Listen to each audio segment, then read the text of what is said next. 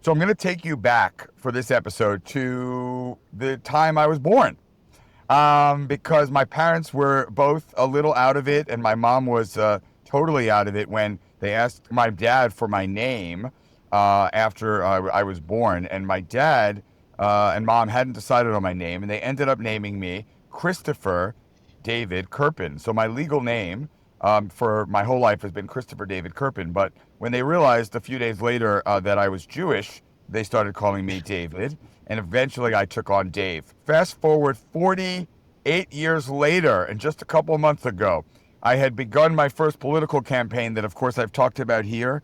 And all of a sudden, my name on the ballot was David Kerpen, and I realized that was not my legal name. And I told my town leader, and she started freaking out. And she said, "There is one person we need to talk to make sure that we are okay now that your legal name is not on the ballot." And that man is Tom Garry. Tom is a powerhouse in New York politics and law. He's the counsel and law chair for the New York State Democratic Committee, vice chair, first vice chair in Nassau County.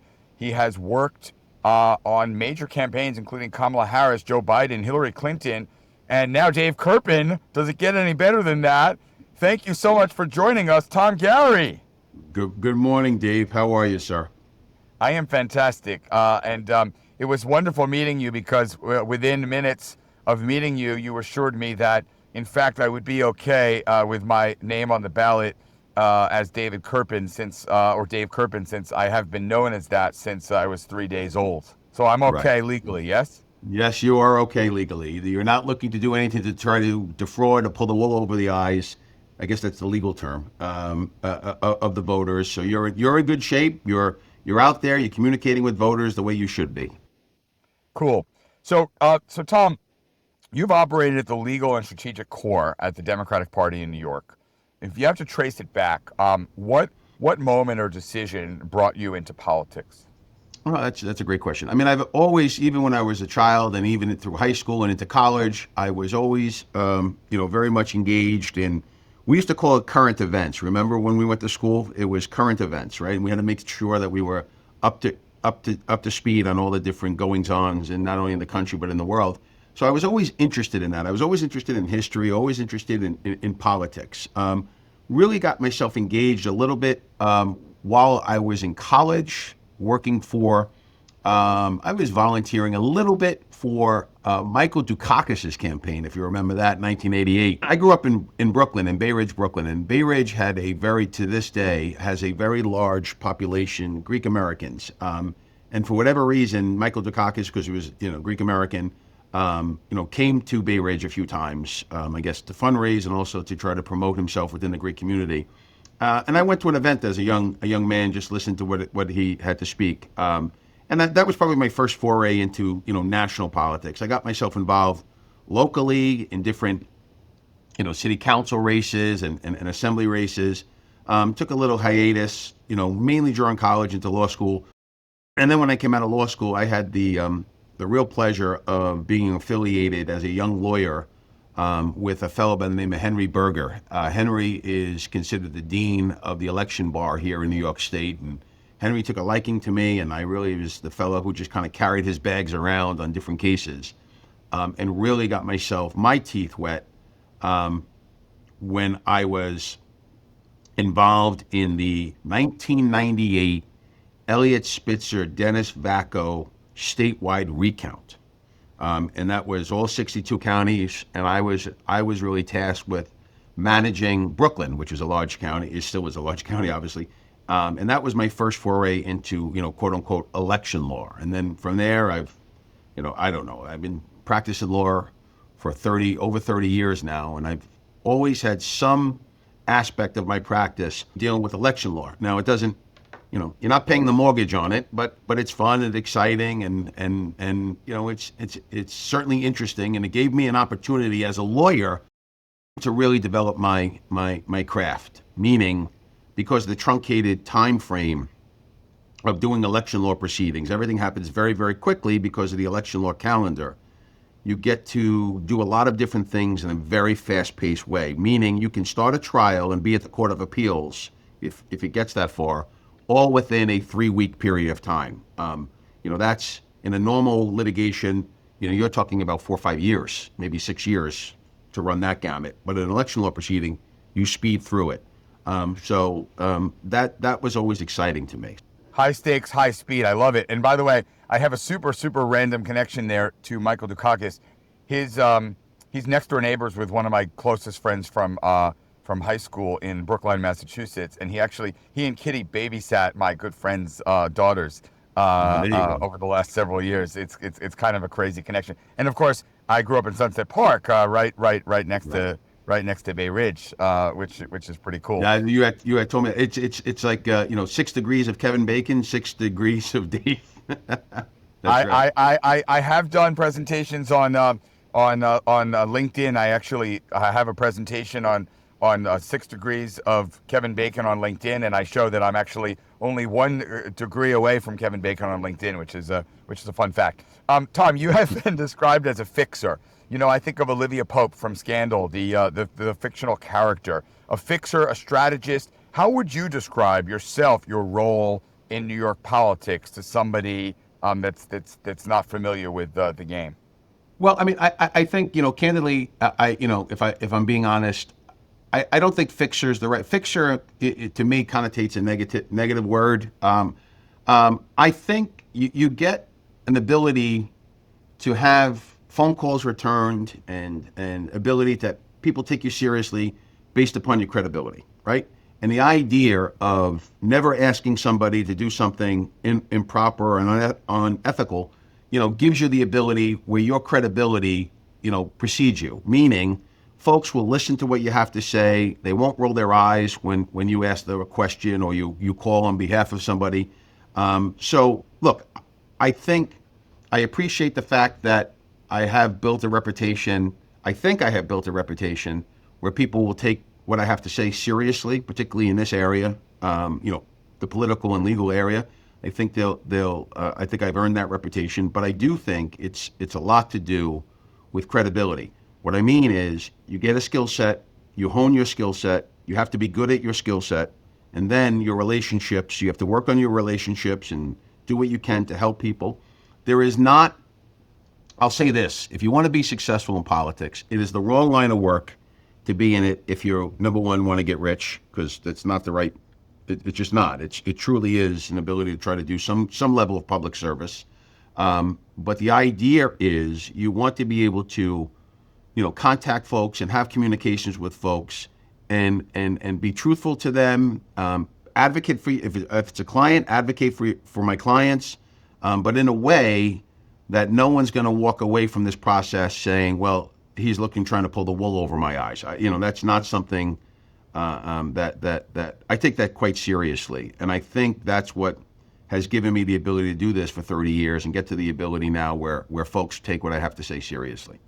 So, Tom, you've worked on some very high-profile campaigns. I was incredibly impressed and slightly overwhelmed. You worked on Joe Biden, Hillary Clinton, Kamala Harris, and now, of course, you're working on the most important campaign of your career, Dave Kerpen. How does a local campaign differ from a national campaign? I imagine local campaigns are a lot more about, personalities and individual kind of battles, and like Joe Cairo and the kind of local personalities versus the national campaigns that you've worked on. I think that was always the case up until the last couple of years, right? What I mean by that is the one thing that Donald Trump did in 2016 was to get people engaged in favor of him and against him. And quite often we're seeing, just this uber political climate where folks are now engaged and they're bringing in national issues into a state or even down to the local level, even to the town level, where there's this, issues that have nothing to do with being the supervisor or the county executive or even, quite frankly, a state senator or what have you. It's just become so uber politicized on the far left and the far right. And there's no question about that. It used to be, people would just say, well, 5% on each side of the far left or the far right. That's probably grown to, unfortunately, probably 15%. And there's a big middle of 70%. I think that middle used to be larger. But to your point, um, historically, the local elections were about who can pave the roads, who can pick up the garbage, who can make sure that the police are funded so we have safe streets and the schools, even though, here on Long Island, it's a separate and distinct school districts, but this whole quality of life, every why we all came to Long Island in the first place to raise our families in safe and nice places with restaurants and beaches and all that stuff. That, unfortunately, I think, not to be glass half empty, but I do think I think we've run the risk now of everything becomes, nationalized. Everything is about the national mood.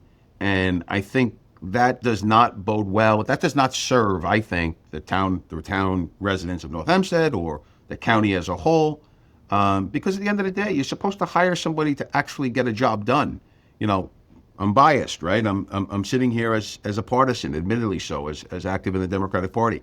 But I look at the county executive. Now, I know Bruce Blakeman, he's a nice enough fellow when I talk to him, but it doesn't seem like he has any interest in actually doing the job of county executive. It's all about everything other than county executive, things like militia and transgender issues, all of these things. What does that have to do with the price of tea in China, as my mother used to say, right? So I do think now it is much more nationalized when historically it hasn't been, right? Particularly on Long Island. In Long Island I think there's a third, meaning there's a third Democrats, a third Republicans, and a third independents or blanks. Whoever wins the blanks wins the elections locally, and I think we've seen that. And we had some high stakes elections recently, right? With the Swazi special, with the whole country was watching us right in the smack in the middle of North Hempstead, pretty much the whole town. So, I think that's what has changed, Dave, over the last, 4 to 8 years in that cycle. Well, as you know, of course, I'm banking on the moderates, and I'm running as a moderate in addition to running as a Democrat, and I'm banking on that 35% of the independents choosing me. And then the other thing is, Judy Bosworth, former town supervisor in North Hempstead, said, nobody cares whether you're a Democrat or Republican. They care whether you take out their garbage on time and have clean streets and parks, and it's easy to get a building permit, right? I mean, at the end of the day, so many of the issues in a local election, in a town election, to your point, they really shouldn't be about national politics. They should be about who can get the job done, who's responsive, who cares, who's going to do all the work and roll up their sleeves and get that work done. Look, people choose to live here, right? They choose to raise their family here. They pay an obscene amount of taxes and real estate taxes, upwards of more than $25,000 a year. They expect certain services for that money. And it's really, give the people the services that they're entitled to and they deserve, and talk about, fixing things that are within your control. And I would argue, stay away from things that are completely outside your control. And that's, I think that's a lesson there. And I think I think the overwhelming vast majority of Long Islanders feel that way. We don't need to hear your politics on supranational issues. Tell us what you're going to do locally. Tom, one goal of the podcast is to help inspire would-be candidates all over the country, local candidates, and get more people getting involved. What's a mistake that you've seen smart candidates make and not necessarily learn from? If you could go back and tell smart candidates, advise them before they make the mistake, what would you tell them? Very simply, the public knows when you're trying to fool them. Be consistent with who you are. If you have experience in a certain area, talk about that experience. If you don't, talk about how you're trying to learn those particular issues. Be sincere, right? People will see, they'll smoke you out. And if you're trying to, be all things to all people, be consistent, because particularly now in the age of social media, if you say something on 1 year and 2 years later say something else, you better explain why there was a change, right? That you're not just trying to kowtow to a particular, interest group. Be consistent. People see right through it. And people they want to know a little bit about your story. They want to know a little bit about, why are you doing this? Why are you running as a candidate? If everybody comes in and says, well, I think, I want to run because Donald Trump, I love him, or Donald Trump, I hate him, and here's the reasons why I hate it. Well, okay, then you're just another voice in the wilderness chattering on social media.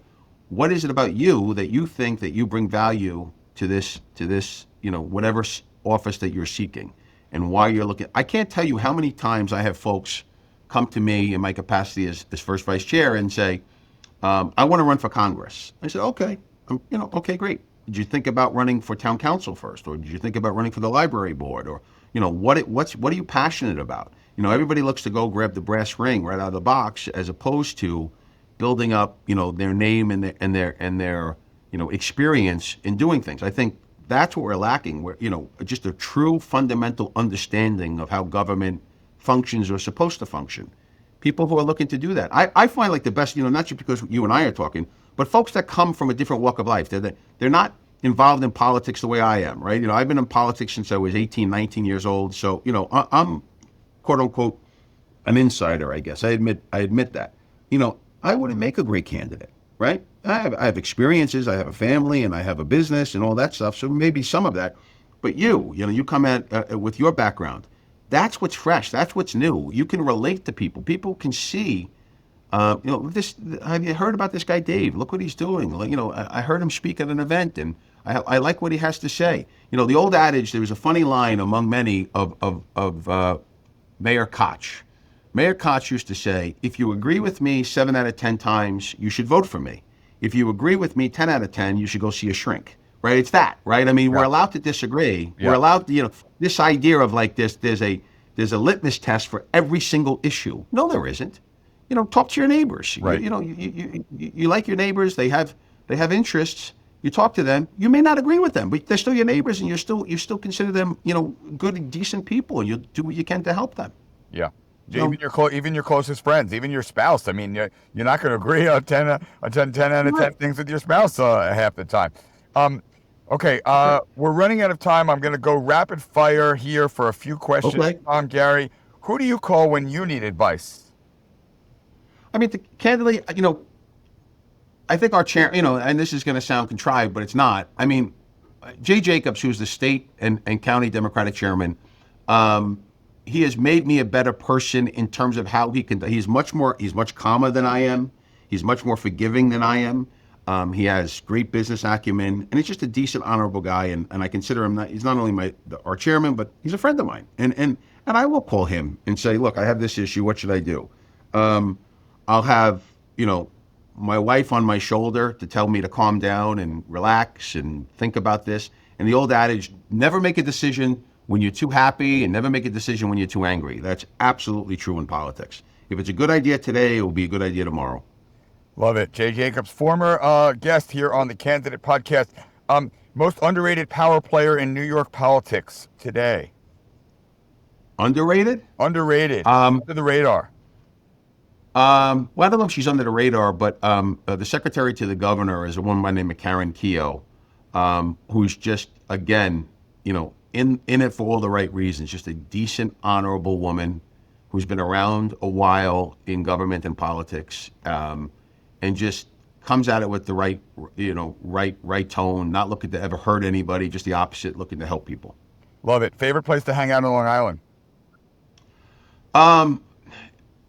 I got to say it's probably Tiana Beach in the town of Southampton. I have a place out east, and I have 4 children. They all grew up out there, and brings back a lot of fun memories for me bringing the kids to the beach. I am in Southampton as well, and we need to hang this summer, I'm just saying. Finally, absolutely. Politics would be better if we were able to talk to each other, right? I think right now there's just so much anger, and people feel righteous, and they're not listening to other views. So I think it would be better if we just take a breath. Love it. Tom Garry, attorney, power player in politics, first vice chair of the Democratic Committee here in New York. Thank you so much for joining me on The Candidate.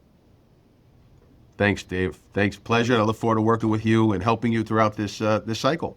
Until next time, everyone, thanks for listening. Thanks for subscribing. Thanks for giving your reviews, and look forward to talking to you again soon. Bye for now. Thanks. Paid for by the Friends of Dave Kerpen. Thanks for going behind the scenes with us on The Candidate. If you enjoyed getting the real story about running for office, take a moment to rate and review us wherever you get your podcasts. Your support means the world to us. See you next time.